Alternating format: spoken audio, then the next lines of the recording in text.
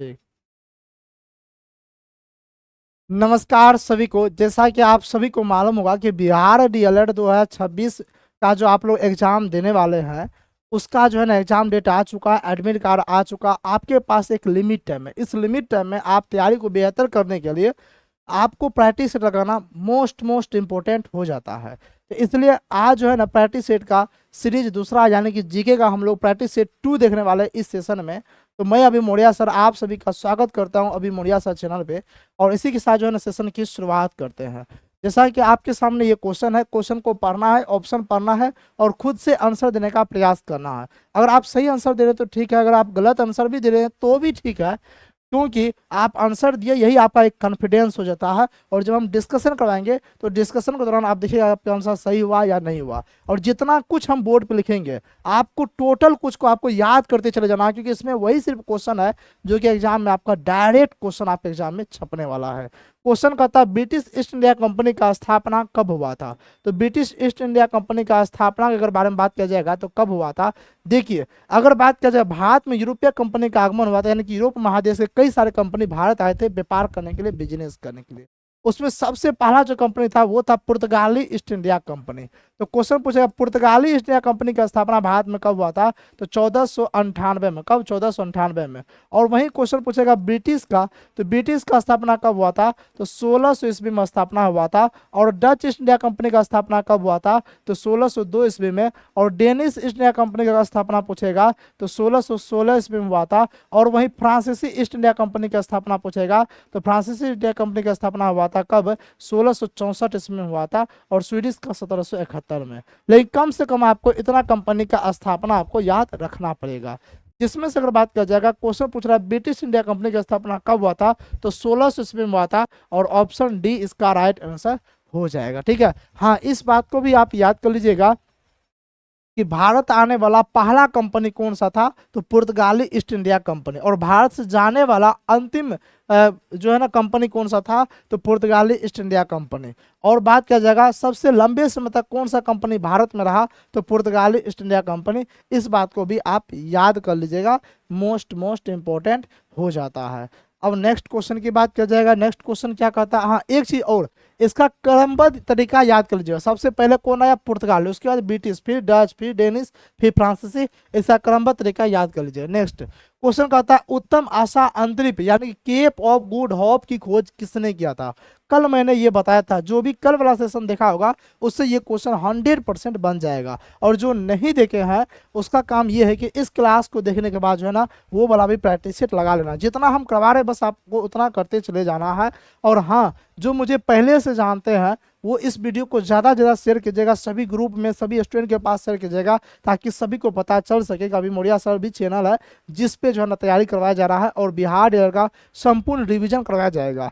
अभी तक जो है ना आपका 50 कमेंट नहीं आया। अगर आप लोग 50 कमेंट करते हैं तो हम मैराथन क्लास का सीरीज स्टार्ट कर देंगे, और वो भी लाइव। और मैराथन क्लास में हम टोटली सब्जेक्ट, पहले सब्जेक्टिव फॉर्म में रिवीजन करवा देंगे, फिर ऑब्जेक्टिव फॉर्म में रिवीजन करवा देंगे। उसके लिए 50 कमेंट चाहिए। इसलिए आप लोग जितना अगर हो सकता है आप लोग कमेंट कीजिए और इस वीडियो को ज़्यादा से ज़्यादा आप लोग शेयर कीजिएगा। और जो चैनल पे पहली बार है चैनल को सब्सक्राइब जरूर कर लीजिएगा।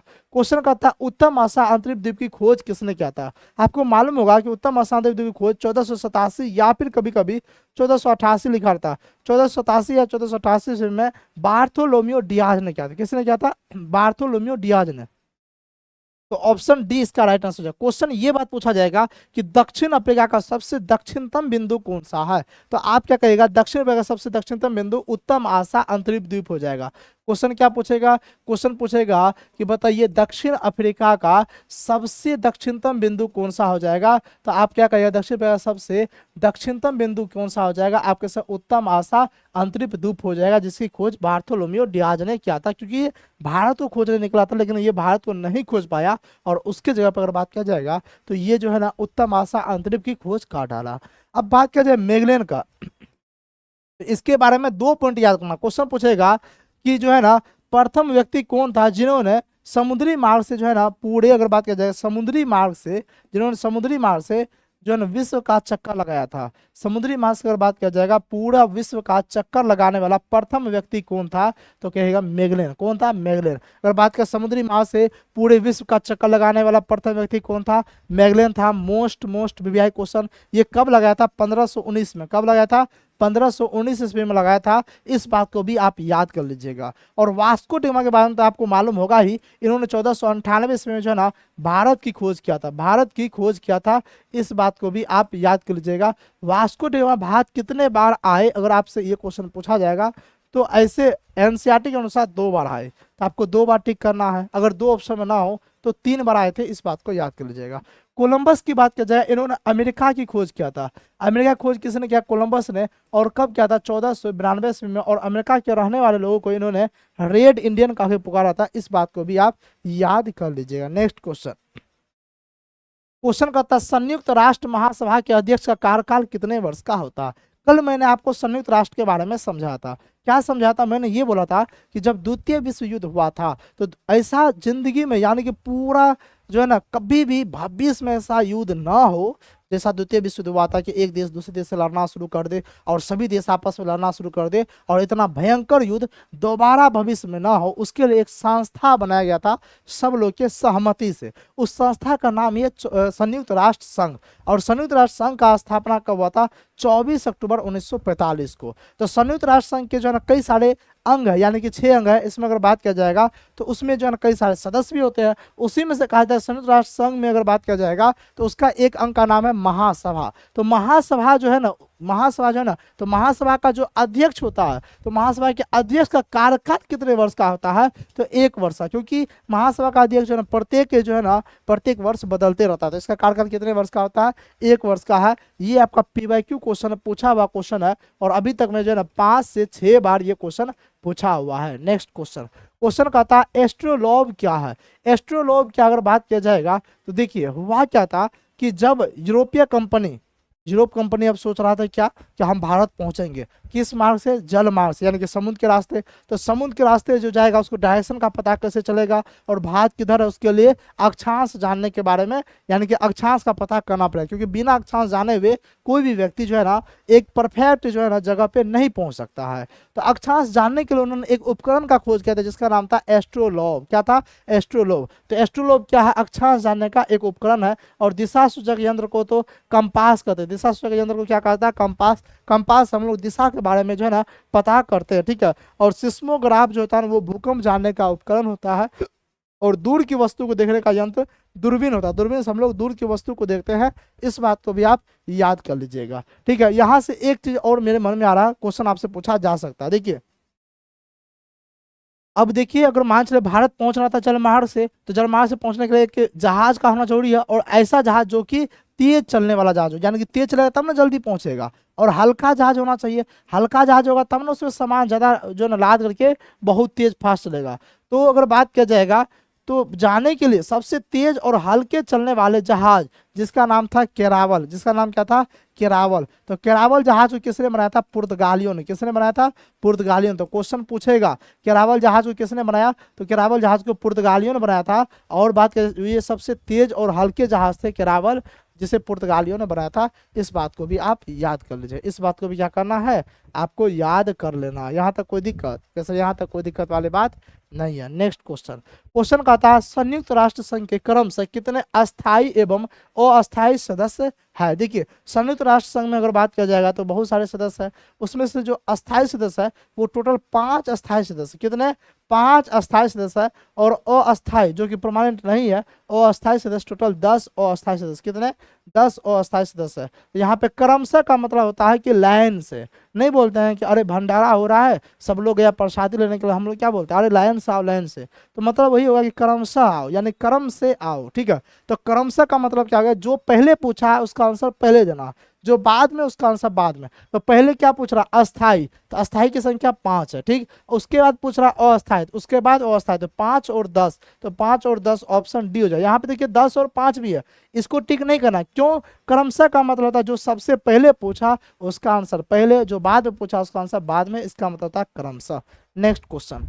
क्वेश्चन कहता है अंतर्राष्ट्रीय न्यायालय का मुख्यालय कहाँ है? तो अंतर्राष्ट्रीय न्यायालय का मुख्यालय है कहाँ पे है बताइएगा? तो हेग। कहाँ पे है? हेग है। Option A right answer. ये तो आसान क्वेश्चन है। नेक्स्ट क्वेश्चन, क्वेश्चन कहता है विश्व आर्थिक मंदी कब आया था? मोस्ट वीवीआई क्वेश्चन, एग्जाम में छपने वाला क्वेश्चन है। 100% गारंटी देते हैं कि किसी न किसी सेट में एग्जाम में क्वेश्चन छपेगा ही छपेगा। किसी न किसी सेट में अगर बात किया जाएगा तो एग्जाम में ये क्वेश्चन छपेगा, विश्व आर्थिक मंदी कब आया था? तो विश्व आर्थिक मंदी आया था 1929 में। अच्छा, ये विश्व आर्थिक मंदी है क्या? मतलब पूरे विश्व में जो है ऐसा मंदी आ गया था, सबका इकोनॉमिक्स अर्थव्यवस्था गड़बड़ा गया था, यानी कि रुपया का कमी हो गया था और हाहाकार मच गया था, खाने पीने के लिए नहीं मिल रहा था। जैसे कि आप अभी भी इसका थोड़ा सा अंदाजा लगा सकते हैं, जैसे कि अगर ऐसी ही स्थिति चलता रहे, युद्ध चलता रहे 1 साल 2 साल तक और ऐसे ही स्थिति बना रहे तो ये स्थिति धीरे धीरे और भी बदतर होते चल रही है। जैसे कि अभी आप देखिए गैस महंगा हो चुका है, पेट्रोल महंगा हो चुका है और भी कई सारे वस्तु महंगा हो चुका है, और इसी तरीके से अगर चलता रहेगा और भी वस्तु महंगा होते जाए महंगा होते जाए, तो अभी तो अगर आप जो है ना, जो स्टूडेंट लोग जो गैस खरीदता है उसको तो 220 रुपये किलो मिल रहा है, और यही स्थिति बना रहेगा तो 500-600 रुपये किलो, फिर 1000 रुपये किलो जब मिलना शुरू हो जाएगा, उसी को बोलते हैं विश्व आर्थिक मंदी आ गया, यानी कि अर्थव्यवस्था गिर चुका है, यानी कि रुपया पैसा कमी हो गया, महंगाई काफ़ी ज़्यादा बढ़ गया, लोग भूखे मरना शुरू कर देंगे। इसी तरीके का सिचुएशन आया था 1929 ईस्वी में। और विश्व आर्थिक मंदी में सबसे ज़्यादा प्रभावी देश कौन सा हुआ था? जर्मनी। जर्मनी सबसे ज़्यादा प्रभावी हुआ था, यानी कि इस पर सबसे ज़्यादा इफेक्ट पड़ा था विश्व आर्थिक मंदी का। इस बात को आप याद कर लीजिएगा। दोनों क्वेश्चन अपने आप में मोस्ट वीवीआई है। नेक्स्ट क्वेश्चन, क्वेश्चन कहता है प्रथम विश्व युद्ध के बाद कैसर विलियम द्वितीय भागकर हॉलैंड चले गए और उसके बाद जर्मनी का चांसलर कौन बना? देखिए प्रथम विश्व युद्ध में क्या हुआ, तो प्रथम विश्व युद्ध में जो ना स्टार्टिंग में तो जर्मनी का बोलबाला ज्यादा था, वर्चस्व ज्यादा था, और जर्मनी की बात किया जाए वो जीतते जा रहा था, लेकिन लास्ट में ऐसा सिचुएशन आया कि जर्मनी हारने लगा, और लास्ट में जब जर्मनी हार गया तो वहां का जो राजा था कैसर विलियम द्वितीय, वो भाग के कहाँ चले गया? हॉलैंड चला गया। कहाँ पे? हॉलैंड चला गया। उसके बाद जर्मनी का चांसलर कौन बना? तो फ्रेडरिक एबर्ट। कौन बना? Friedrich Ebert. यहाँ पर स्टूडेंट गलती क्या करता है? हिटलर टिक करता है, हिटलर टिक नहीं करना। उसके बाद फ्रेडरिक एबर्ट बना। जब फ्रेडरिक एबर्ट जब इसका निधन हो गया ना, तब जाके हिटलर बना था, तब हिटलर बना था। ठीक है, हिटलर तब जो है ना चांसलर बना था जर्मनी का, तब तक नहीं बना था, ये था पहले। ठीक है, ये हट गया, ये इसका जब मृत्यु हो गया तब जाके कौन बना? हिटलर बना। इस बात को याद रख लीजिएगा, यहाँ गलती नहीं करना। नेक्स्ट क्वेश्चन, क्वेश्चन कहता है प्रथम विश्व युद्ध का तात्कालिक कारण क्या था? तो ये क्वेश्चन का आंसर आप लोग आराम से देख सकते हो, क्योंकि कल वाला सेशन में मैंने बताया था, इसलिए मैंने आपको देखिए एक प्रैक्टिस सेट दूसरे प्रैक्टिस सेट से रिलेट रखता है। ठीक है, तो इसलिए इस बात को आप याद कर लीजिएगा। अगर आप पहला देखिएगा, दूसरा देखिएगा, फिर तीसरा देखिएगा तो और भी ज़्यादा मजा आएगा, और भी ज़्यादा मजा आएगा। ठीक है, और आप लोग वीडियो को शेयर नहीं करते, लाइक नहीं करते, जितना हो सकता है अभी जो है थोड़ा बहुत आप लोगों का सपोर्ट का जरूरत है, तो इसलिए जितना हो सकता है इस वीडियो को आप ज़्यादा से ज़्यादा शेयर करें और लाइक करें, ताकि सभी को पता चल सके कि यहाँ पे जो है ना क्लास स्टार्ट हो चुकी है। और जो मैंने आपको बोला था कि जो है ना मैराथन क्लास लेके आ रहे हैं, ठीक है, अगर आप लोग का सपोर्ट थोड़ा सा और भी हो जाए तो मैराथन क्लास बहुत जल्द लेकर आ जाएंगे। ठीक है, यहाँ पर अगर बात किया जाए प्रथम विश्व युद्ध का तत्कालिक कारण क्या था, तो प्रथम विश्व युद्ध का जो तत्कालिक कारण था वो क्या था? ऑस्ट्रिया के राजकुमार ड्यूक फर्डिनेंड की हत्या। क्या था? ऑस्ट्रिया के राजकुमार ड्यूक फर्डिनेंड की हत्या। इसकी हत्या कब हुआ था? डेट मैंने बताया था आपका सर, 28 जून। कब हुआ था? 28 जून 1914 ईस्वी में जो है ना ऑस्ट्रिया के राजकुमार ड्यूक फर्डिनेंड की हत्या हुआ था, और यही प्रथम विश्व युद्ध का तत्कालिक कारण बना था। क्वेश्चन आपसे ये बात पूछ दिया जाएगा, अमेरिकी स्वतंत्रता संग्राम का तत्कालिक कारण क्या था? क्वेश्चन क्या पूछेगा? क्वेश्चन पूछेगा बताइए अमेरिकी स्वतंत्रता संग्राम, अमेरिकी स्वतंत्रता संग्राम का अगर क्वेश्चन पूछ देगा तत्कालिक कारण क्या, तो क्या बोलेगा? Boston tea party. क्या? Boston tea party. तो अमेरिकी स्वतंत्रता संग्राम का तत्कालिक कारण क्या था? Boston tea party. क्वेश्चन पूछेगा द्वितीय विश्व युद्ध का तत्कालिक कारण क्या था? क्वेश्चन क्या पूछेगा? क्वेश्चन अगर ये बात पूछ दिया जाएगा कि द्वितीय विश्व युद्ध का तत्कालिक कारण क्या था, तो जर्मनी का पोलैंड पे आक्रमण। जर्मनी ने क्या किया था? पोलैंड पे आक्रमण कर दिया था, और जो कब आक्रमण किया था? 1 सितंबर अगर बात किया जाए 1939 को आक्रमण किया था, और वहीं से जो है ना द्वितीय विश्व युद्ध स्टार्ट हो गया था। तो जर्मनी का पोलैंड पे आक्रमण ही अगर बात किया जाएगा तो द्वितीय विश्व युद्ध का जो है ना तत्कालिक कारण था। और यहाँ से क्वेश्चन पूछेगा रूस जापान युद्ध कब हुआ था? तो 1905 में। कब हुआ था?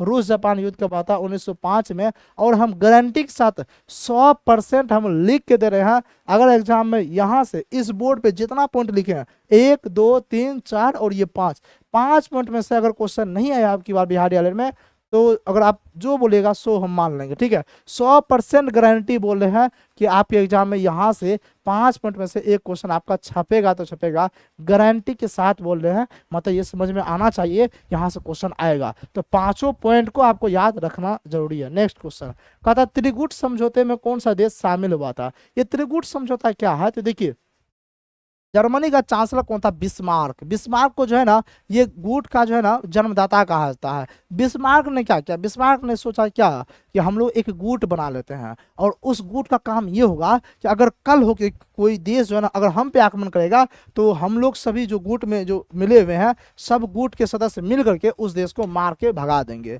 तो उन्होंने क्या किया, त्रिगुट बना लिया। त्रिगुट में अगर बात किया जाएगा तो उसमें जर्मनी, ऑस्ट्रिया और इटली को शामिल था। कौन, तो जर्मनी का चांसलर बिस्मार्क था, तो जर्मनी तो रहेगा ही रहेगा, और जो है वो ऑस्ट्रिया को शामिल किया, ऑस्ट्रिया भी हो गया, और उसके बाद इटली भी। कौन सा, इटली भी। ये तीनों देश मिल करके एक गुट बनाया, इसलिए इसका नाम पड़ गया त्रिगुट। त्रि का मतलब हो गया तीन, गुट का मतलब क्या गया, गुट हो गया, इसलिए इसका नाम क्या पड़ गया, इसलिए इसका नाम पड़ गया त्रिगुट पड़ गया। तो त्रिगुट में कौन कौन शामिल था, जर्मनी, ऑस्ट्रिया और इटली। इसमें मोस्ट इंपोर्टेंट गारंटी के साथ बोलते हैं ये क्वेश्चन पूछा जाएगा, पीवाईक्यू क्वेश्चन है। अभी तक में 4 बार ये क्वेश्चन पूछा गया है, लेकिन हम गारंटी बोले 2026 में भी ये क्वेश्चन पूछा जाएगा। सेम ऑप्शन रहेगा, सेम क्वेश्चन रहेगा। आपको ऑप्शन कैसे छाटना है ट्रिक बताते हैं। इटली आपको खोजना, इटली। इटली जो है ना त्रिगुट समझौते में था, और देखिए तीनों ऑप्शन में इटली नहीं ना है तो नहीं होगा। इटली इसमें है ना, इसलिए इटली इसमें है तो आंसर इटली वाला ही होगा। सेम क्वेश्चन आएगा, सेम ऑप्शन आएगा, इटली देख के आप आंसर टिक कर दीजिएगा, ठीक है। और थोड़ा बहुत इसमें कहानी समझाते हैं। ये तीनों देश मिलकर क्या क्या गुट बनाया, त्रिगुट बन गया, बहुत अच्छी वाली बात है। जब युद्ध शुरू हुआ ना, प्रथम विश्व युद्ध जब शुरू हुआ ना, तो इन तीनों को साथ देना चाहिए, आप लोग यस। तो जर्मनी, ऑस्ट्रिया तो एक हो गया, ये इटली धोखेबाज निकल गया, ये इटली क्या हो गया, धोखेबाज निकल गया, ठीक है। और इटली जब धोखेबाज निकल गया तो इटली जो है इसका साथ नहीं दिया, इटली इसका साथ नहीं दिया, जबकि ये त्रिगुट में शामिल था, लेकिन इसके बावजूद इटली साथ नहीं दिया। तो इससे एक बात आपको याद हो गया होगा कि जो इटली है, इटली इसमें था। नेक्स्ट क्वेश्चन, क्वेश्चन कहता है रानी शिरोमणि किस विद्रोह से संबंधित है। देखिए रानी शिरोमणि विद्रोह से एक क्वेश्चन आता है। विद्रोह से अगर बात किया जाएगा तो विद्रोह एक ऐसा चैप्टर है जहां से एक क्वेश्चन गारंटी के साथ रहता है, ठीक है। अगर आप लोग कमेंट कीजिएगा तो जो विद्रोह वाला जो टॉपिक है पूरा टॉपिक ही हम कवर करवा देंगे यहाँ पे, ठीक है। और बात किया जाए रानी शिरोमणि किस विद्रोह से संबंधित है, चुआर विद्रोह। कौन सा, चुआर विद्रोह से, ऑप्शन बी इसका राइट आंसर हो जाएगा। नेक्स्ट क्वेश्चन कहता है मेजनी का संबंध किस संगठन से था। क्या क्वेश्चन कहता है, क्वेश्चन कहता है मेजनी का संबंध जो है ना किस संगठन से, कोई बता सकता है आपके सर। मेजनी का संबंध जो है ना कार्बोनरी नामक संस्था से था, ऑप्शन बी इसका क्या आंसर हो जाएगा, ऑप्शन बी इसका राइट आंसर हो जाएगा। नेक्स्ट कहता है सर्वोत्तम कोयले का प्रकार कौन सा। देखिए सर्वोत्तम कोयले का मतलब सबसे बढ़िया कोयला कौन सा है, तो सबसे बढ़िया कोयला हम किसको समझेंगे, जो ज्यादा देर तक जलेगा और जो धुआं नहीं देगा, ठीक है। आप लोग यस सर, तो यानी कि सबसे बढ़िया कोयला वही होता है जिसमें कार्बन की मात्रा ज्यादा है, जिसमें जितना कार्बन की मात्रा होगा वो उतना ज्यादा देर तक जलेगा और वो धुआं नहीं के बराबर देगा। तो अगर बात किया जाए सबसे बढ़िया कोयले यानी कि सर्वोत्तम कोयले जो है ना वो कौन सा हो जाए, एंथ्रासाइट। कौन सा हो जाएगा, एंथ्रासाइट। सबसे बढ़िया जो कोयला होता है वो एंथ्रासाइट, उसके बाद बिटुमिनस, फिलिग्नाइट, फिर जो है ना पीट होता है। सबसे खराब कोयला पीट होता है, इस बात को आप याद कर लीजिएगा, ठीक है। नेक्स्ट क्वेश्चन, क्वेश्चन कहता है कौन सा ऊर्जा स्रोत और नवीकरणीय है। गारंटी के साथ 100% बोल रहे हैं ये नवीकरणीय और अनवीकरणीय से रिलेटेड जो है क्वेश्चन आपके एग्जाम में आएगा। डायरेक्ट सेम हम नहीं बोल रहे हैं, लेकिन नवीकरणीय और नवीकरणीय टॉपिक से क्वेश्चन एक रहेगा। तो हम आपको समझाते हैं नवीकरणीय किसको कहते हैं और अनवीकरणीय किसको कहते हैं। अभी हम आपको समझाते हैं बहुत ही बढ़िया तरीके से। देखिए नवी में अगर आप देखने के लिए जाइएगा और आप ईमानदारी से बढ़िया तरीके से आप देखते हैं तो नवी में जो है ना आपको ये नवी दिख रहा है, जिसमें अगर बात किया जाएगा जिसमें अगर आप बात किया जाएगा नवी का मतलब क्या होता है, नया। नवी का मतलब क्या होता है, नया होता है, ठीक है। तो नवीकरणीय का मतलब ये हो गया कि वैसे ऊर्जा स्रोत जो बार बार नया बनते रहता उसको बोलते हैं नवीकरणीय। अब जैसे कि हम बोलेंगे कोयला, तो कहिएगा सर कोयला बार बार बनता है, तो नहीं, कोयला बनने में लाखों वर्ष लगते हैं। ऐसा कहा जाता है कि लाखों करोड़ों वर्ष पहले जो है ना बहुत बड़ा भूकंप आया था जिसमें पेड़ पौधा जो है ना दब के यानी कि नीचे चला गया, और बहुत दिन जब दब के नीचे रह गया उसको ऑक्सीजन नहीं मिल पाया, तो वही जो पदार्थ जो पूरा तरीके से सर गल गया, और सर गल करके जो लिक्विड बन गया, वो बन गया petrol diesel, gas petrol diesel ये सब बन गया। और जो उससे गैस निकला वो गैस बन गया। और जो है ना जो नहीं मतलब यानी कि सड़ गल पाया वही कोयला बन गया। तो यानी कि कोयला बनने में लाखों करोड़ों वर्ष लगता है, पेट्रोल डीजल बनने में लाखों करोड़ वर्ष लगता है। मतलब ये सब ऐसे संसाधन है जो कि जल्दी तुरंत तुरंत नहीं बनता है, ठीक है।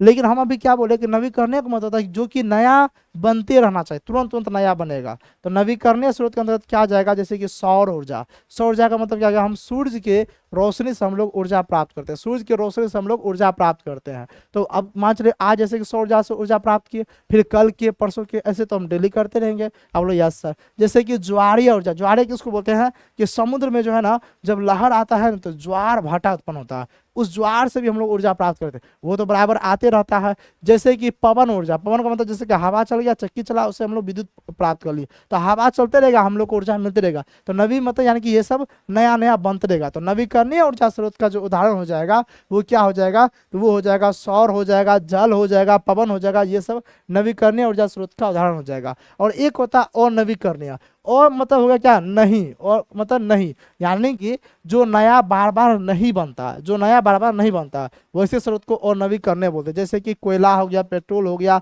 गैस हो गया, ये सब हो गया और नवीकरणीय ऊर्जा स्रोत क्या हो गया। और बात किया जाएगा तो ये सब हो गया और नवीकरणीय ऊर्जा स्रोत हो गया, ऑप्शन सी। तो नवीकरणीय और अनवीकरणीय समझ में आया, यस या नो, एक बार बताइएगा ना, ईमानदारी से बताइएगा ना, क्योंकि यहाँ से क्वेश्चन डायरेक्ट वे में क्वेश्चन आएगा, 100% गारंटी के साथ यहाँ से क्वेश्चन आएगा। अब दो शब्द और हम समझाते हैं, अगर ये दो शब्द से क्वेश्चन नहीं आया तो अगला जो दो शब्द समझाते हैं वहां से क्वेश्चन आ जाएगा। एक है पारंपरिक शब्द, क्या है, पारंपरिक शब्द, ठीक है। एक है अपारंपरिक, यानी कि उसी को बोलते हैं गैर पारंपरिक, इसको क्या बोलते हैं, इसको बोलते हैं गैर पारंपरिक बोलते हैं, ठीक है। आप बोलो यस। देखिए अब गैर पारंपरिक और पारंपरिक क्या होता है, इस बात को आप समझ गए, आप समझ जाइए कि ये चारों पॉइंट समझ गए तो समझ जाइए 1 नंबर आपके जेब में आ गया। देखिए पारंपरिक का मतलब क्या होता है, परंपरा, पारंपरिक का मतलब हम क्या समझेंगे, परंपरा से, क्या परंपरा से। तो हम लोग नहीं बोलते अरे ये हमारी परंपरा चलते आ रही है कि शादी के बाद महिलाएं क्या करेगी, तो सिंदूर लगाएगी, और अगर बात किया जाएगा तो साड़ी पहनेगी, ये हमारी परंपरा चलती आ रही है। क्या परंपरा एक दिन से चलती आ रही, नहीं, आप लोग सर बहुत दिन से चलते आ रही है। तो यानी कि पारंपरिक स्रोत ये होता है जिसको बनने में बहुत दिन का समय लगता है, जो कि बहुत दिन जो है ना उसमें समय लगा, तब जाकर के आज वो परंपरा बना है। तो पारंपरिक का मतलब क्या हो गया, पारंपरिक का मतलब हो गया एक तरह से और नवीकरणीय स्रोत, क्या हो गया, और नवीकरणीय स्रोत हो गया, यानी कि जिसको बनने में बहुत समय लगता है। जैसे कि कोयला, कोयला क्या हो जाएगा, पारंपरिक स्रोत, क्या हो जाएगा, पारंपरिक स्रोत हो जाएगा। और गैर पारंपरिक का मतलब क्या होता है कि जो परंपरा हमें नहीं चलते आ रही, जैसे अगर बात जो परंपरा नहीं चलते आ रही है वो यानी कि तुरंत तुरंत चेंज होते चला जाता है, ठीक है, तुरंत तुरंत चेंज हो जाता है, जैसे आज हुआ फिर कल कुछ और, परसों कुछ और, इस तरीके से। तो उसको हम लोग क्या बोलते हैं, गैर पारंपरिक बोलते हैं। गैर पारंपरिक को ही हम लोग नवीकरणीय बोलते हैं, इस बात को भी आप याद कर लीजिएगा, ठीक है। यहाँ तक कोई दिक्कत कैसा नहीं। तो गैर पारंपरिक का उदाहरण हो गया पवन, सौर, जल। अगर ये 4 पॉइंट आप समझ में आ गया तो गारंटी के साथ आप समझ जाइए आपके हाथ में एक क्वेश्चन आ गया। नेक्स्ट क्वेश्चन, क्वेश्चन कहता है भारतीय वन अधिनियम कब पारित हुआ था, तो भारतीय वन अधिनियम जो 1865 ईस्वी में पारित हुआ था, ऑप्शन बी इसका राइट आंसर हो जाएगा। नेक्स्ट क्वेश्चन कहता है चेरो विद्रोह का नेतृत्व किसने किया था, तो चेरो विद्रोह का नेतृत्व जो है ना किसने किया था, फास्ट बताइएगा, तो आपका सर भूषण सिंह ने किया था, ऑप्शन बी इसका राइट आंसर हो जाएगा। नेक्स्ट क्वेश्चन कहता है झारखंड में कोडरमा निम्नलिखित खनिजों में से किस एक का प्रमुख उत्पादक है। ये आपका पीवाईक्यू क्वेश्चन पूछा हुआ क्वेश्चन है, और अभी तक में 3 से 4 बार ये क्वेश्चन पूछा गया, जो कि मोस्ट वीवीआई हो जाता, ठीक है। तो झारखंड में जो कोडरमा है क्या हो जाएगा, अभ्रक का, क्या हो जाएगा, अभ्रक का, ऑप्शन बी इसका राइट आंसर हो जाएगा, क्या हो जाएगा, अभ्रक, ऑप्शन बी इसका राइट आंसर हो जाएगा। नेक्स्ट क्वेश्चन, क्वेश्चन का क्या कहता है एल नीनो, एल नीनो जो है ना किस महासागर में उत्पन्न होती है, फास्ट बताइएगा, ये भी पूछा हुआ क्वेश्चन है और मोस्ट वीवीआई क्वेश्चन है। लेकिन एक क्वेश्चन हम आप लोग के नाम पे रख देते हैं, इसका आंसर आप लोग को कमेंट में बताना है। जो भी सबसे पहले इसका सही आंसर देगा, जो भी सबसे पहले सही आंसर देगा कमेंट में, उसके लिए इस पे प्राइज रखा गया, उसे 25 रुपया प्राइज मिल जाएगा। अब प्राइज कैसे मिल जाएगा, तो कैसे मिलेगा, जो भी कमेंट कीजिएगा सबसे पहले उससे कांटेक्ट किया जाएगा और उससे फ़ोन पे नंबर लिया जाएगा और उसको 25 रुपया फ़ोन पे किया जाएगा। लेकिन शर्त ये है कि आंसर सही होना चाहिए और सबसे पहला कमेंट होना चाहिए, आप लोग उसे भी आप लोग देख सकते हैं। नेक्स्ट क्वेश्चन, क्वेश्चन कहता है विधानसभा का नेता कौन होता है, ये भी मोस्ट वीवीआई है। तो विधानसभा का मैंने आपको बताया था कि लोकसभा का नेता कौन होता है, क्वेश्चन अगर ये बात पूछ दिया जाएगा कि लोकसभा का नेता कौन होता है, तो लोकसभा का नेता होता है कौन, प्रधानमंत्री। कौन होता है, प्रधानमंत्री होता है, ठीक है। और वही क्वेश्चन पूछ दिया जाएगा विधानसभा का नेता कौन होता है, तो विधानसभा का नेता कौन होता है, मुख्यमंत्री। कौन होता है, मुख्यमंत्री होता है। इस बात को भी आप याद रख लीजिएगा, इस बात को भी आप याद कर लीजिएगा, कौन होता है, मुख्यमंत्री होता है। तो इसका राइट आंसर क्या हो जाएगा, मुख्यमंत्री हो जाएगा। क्वेश्चन आपसे पूछेगा राज्य का संवैधानिक प्रमुख कौन होता है, तो राज्यपाल होता है। और क्वेश्चन पूछेगा देश का संवैधानिक प्रमुख कौन होता है, तो राष्ट्रपति। कौन होता है, राष्ट्रपति होता है। ये चारों पॉइंट को याद कर लीजिएगा, मोस्ट पीवीआई है। नेक्स्ट क्वेश्चन, और ये रहा आज का लास्ट क्वेश्चन। क्वेश्चन कहता है मानचित्र में नीले रंग द्वारा किस भाग को दिखाया जाता है। तो आपको कई बार बता चुके हैं कि मानचित्र में जो है ना नीले रंग से हम लोग जल को दर्शाते हैं। किसको, जल यानी कि पानी को। और जल जो है ना ये समुद्र के रूप में रहता है, तो हम लोग समुद्र को भी दर्शाते हैं। तो किसको, जल को दर्शाया जाता है। Option C right answer. और हरा रंग द्वारा मैदान को, क्योंकि मैदान क्या होता है, हरा भरा होता है। मैदान क्या होता है, हरा भरा, इसलिए हरा रंग द्वारा जो है मैदान को दर्शाते हैं। इस बात को आप याद कर लीजिएगा। तो आज के सेशन में टोटल हम लोगों ने 20 क्वेश्चन देखा, और एक सेट में 20 क्वेश्चन ही जीके से आपके एग्जाम में पूछा जाता है। तो 20 क्वेश्चन का आज हम लोगों ने डिस्कशन किया। कैसा लगा आप लोग कमेंट में बताइएगा। अगर अच्छा लगा तो वीडियो को लाइक कीजिएगा, शेयर कीजिएगा, और जितना हो सके इस चैनल को आप लोग सब्सक्राइब कीजिएगा, और ज़्यादा से ज़्यादा आप लोग शेयर करने का प्रयास करें, ठीक है। और हाँ, आप लोग चाहते हैं मैराथन क्लास के थ्रू आपका रिवीजन करवाया जाएगा, तो उसके लिए कम से कम आप लोग 50 कमेंट कीजिए, और बहुत जल्द, जितना जल्दी आप लोग कमेंट कीजिएगा उतना जल्दी हम लोग स्टार्ट कर देंगे अभी मोरिया सर चैनल पे ही, ठीक है। तो चलिए मिलते हैं इनके साथ नेक्स्ट सेशन में, तब तक के लिए जय हिंद, धन्यवाद।